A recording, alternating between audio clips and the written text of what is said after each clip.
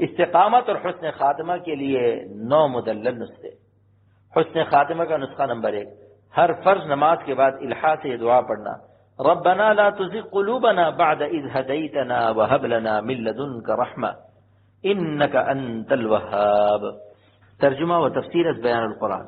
اے ہمارے رب، ہمارے دلوں کو کج نہ کیجیے بعد اس کے کہ آپ ہم کو حق کی طرف ہدایت کر چکے ہیں، اور ہم کو اپنے پاس سے رحمت خاصہ عطا فرما دیجیے، اور وہ رحمت یہ ہے کہ راہ مستقیم پر ہم قائم رہیں۔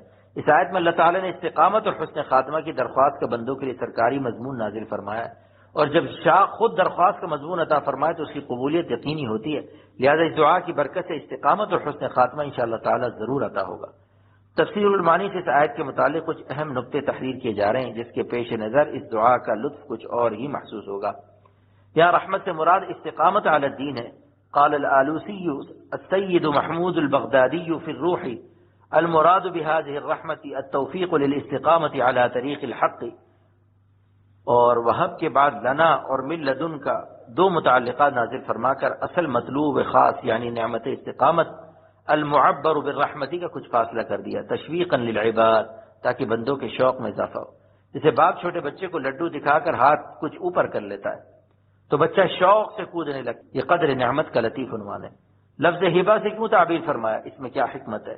بات یہ کہ حسن خاتمہ اور استقامت علی الدین دونوں نعمتیں مترادف ہیں اور لازم و ملزوم ہیں، بس یہ 2 عظیم الشان نعمتیں جن کی برکت سے جہنم سے نجات اور دائمی جنت عطا ہو جاوے، یہ ہماری محدود زندگی کے ریاضات کا صلہ ہرگز نہیں ہو سکتی تھی۔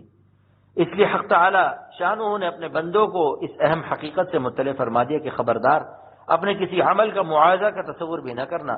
یہ استقامت جس کو حسن خاتمہ لازم ہے، یہ وہ عظیم اور غیر محدود دولت ہے جو دخول جنت کا سبب ہے، جس کا تم کوئی معاوضہ ادا نہیں کر سکتے، کیونکہ مثلا 80 برس کے نماز روزوں سے 80 برس کی جنت ملنے کا قانون اور ضابطے سے جواز ہو سکتا تھا، لیکن ہمیشہ کے لیے غیر فانی حیات کے ساتھ جنت کا عطا ہونا محدود عمل پر غیر محدود اجر و انعام صرف حق رابطہ اور عطاء حق ہے۔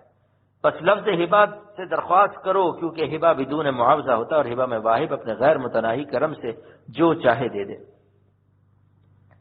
علامہ آلوسی رحمۃ اللہ علیہ اسی نقطے کو بیان فرماتے ہیں، وفی اختیار صیغۃ الہبۃ ایماء ان هذه الرحمة ای ذلك التوفیق للاستقامة علی الحق تفضل محض بدون شائبۃ وجوب علیہ تعالی شانہ، اور صیغہ ہبہ سے تعبیر میں اللہ تعالی نے اشارہ فرما دیا کہ اس رحمت سے مراد وہ توفیق حق ہے جس کی برکت سے بندہ دین پر قائم رہتا ہے، اور جو کہ محض اللہ تعالیٰ کا فضل ہے اور ان کا کرم ہے جس کو عطا فرمائے۔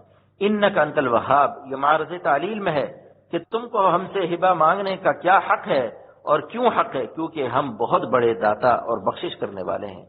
قال العلامۃ الآلوسی رحمہ اللہ انک انت الوہاب ای لانک انت الوہاب۔